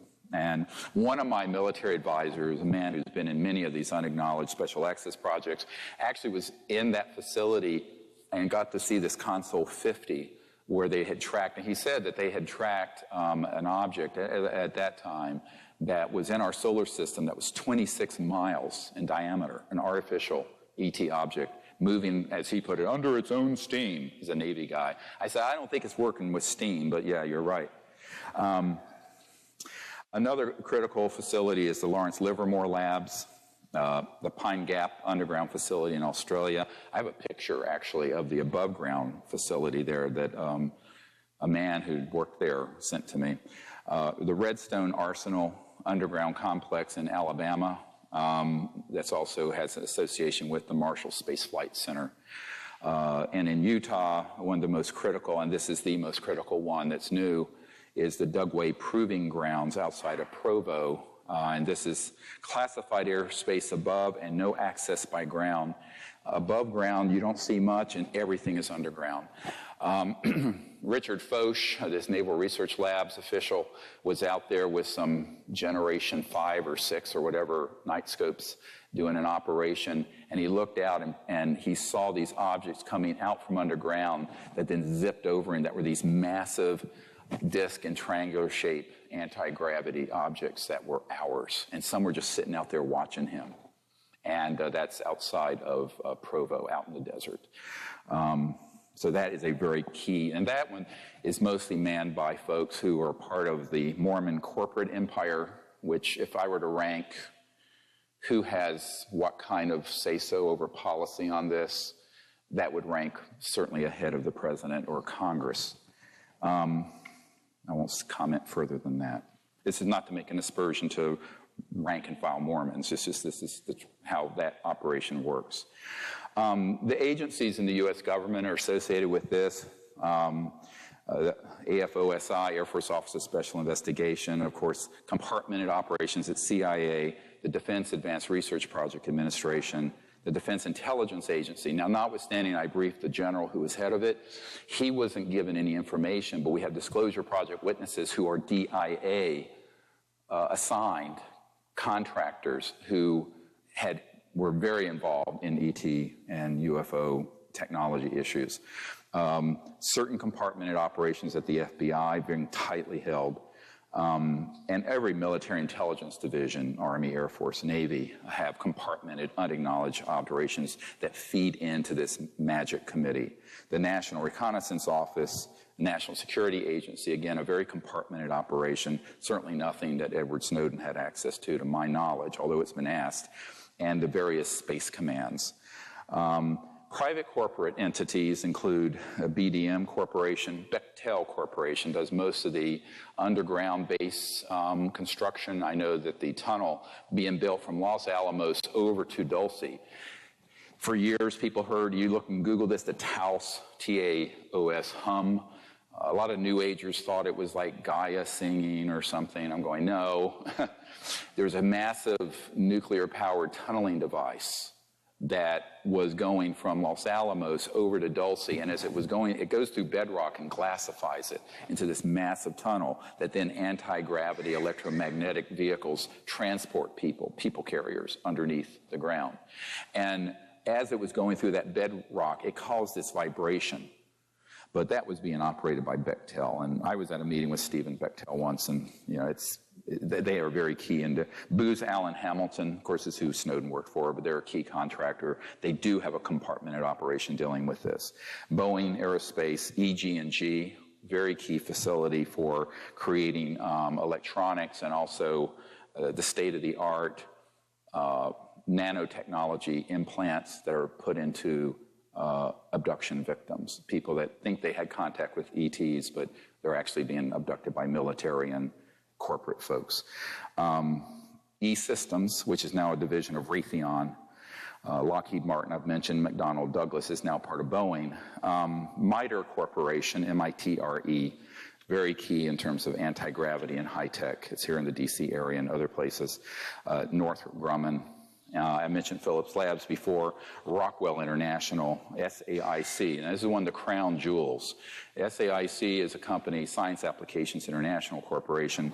Admiral Bobby Ray Inman has for years been a member of this magic committee, along with Dick Cheney and Papa Bush. But the SAIC, he had been National Security Agency head. He moved from National Security head over to the board of SAIC. And in a little side story, interestingly, when I asked Senator Barry Goldwater when I was at his home some years ago, and he'd run for president in '64, but he always had an interest in this, but had never been told anything. And we started comparing notes of who we knew, and he said, how can I help you? I said, well, if you could reach out to some of these people on this magic committee, it'd be great. And so, we named some names. He didn't know the ones I mentioned. And then I said, well, Admiral Bobby Ray Inman. He says, oh, Bobby Ray, we've been friends for years. I said, well, get hold of him. Give him a jingle, would you? So he did. Biggest mistake of his life. He got hold of me. He says, I can't make any more phone calls like that for you. He tore me apart. He tore me a new one. But Admiral Inman, definitely a magic member, as are other chief people on the SAIC. But it's compartmentalized. So, most people work on conventional things there. TRW, Village Supercomputing, Wackenhut, security. There's a lot of security for magic. And then there are others as well. So, some of these are ones most people have never heard of. A lot of these corporations, they're huge, and they have enormous reach. And I think that what you have to understand is that there is certainly not limited to that list, but it feeds into a system. And most people don't even understand how it works. And I always tell people, go back and look at the interview of Denise McKenzie, worked for SAIC. She got a job there as a sort of clerical administrative person. She was in an office. It's kind of like the mafia. You know how the mafia will have like a pizza parlor or some little shop, and they'll come in and, that's the storefront, but it's actually laundering money, and they're doing their drugs and pimps through the back door. That's how this works. So she was in this office at SAIC, and it was an office, it was, running multi-million-dollar contracts for the U.S. government. And she said, what is this? There's nothing going on here. And she went to this file cabinet, and there were just all these dummied up reports that would go back to Capitol Hill to justify the money. And when she started asking about it, they said, don't ask about this. And what she basically was told, this office receives the money. We generate false reports back to the president and to Congress. That money then passes out of this office to a black project dealing with UFOs, electronics, anti-gravity, stuff like this. So when you get to some of the accounting, I met recently with one of the big four accounting firms. They said, yeah, this is exactly how it works. If you go to, they'll basically say, here's what we're doing. And if you try to penetrate further to actually get to a granular level of where the money is going, they'll say, well, you don't have a need to know. That's the top secret, special compartmented intelligence. And basically you have to take their word for it. So it all gets rubber stamped by the big four auditing firms. But it's very illegal. You'll remember in the film Sirius, Donald Rumsfeld, the day before 9/11, I'm not sure he knew he was being filmed, said $2.3 trillion unaccounted for. Recently I found out from a good source, it's $8.5 trillion now. So there's $8.5 trillion that have basically been embezzled, misappropriated, used without the knowledge of the Congress or the president. That's a lot of money, even for America. So that is exactly how it operates. But if you take that one little example from SAIC and multiply it through all these corporations and all these different government offices, that's how the funding mechanism works. Does that make sense to folks? So I hope that made sense to you guys. I'm going to say let's take about a 15-minute break to stretch and to have a bathroom break. And when we come back, I'm going to go back into deep knowledge of how the funding works and really what the agenda is behind the secrecy. Thank you very much.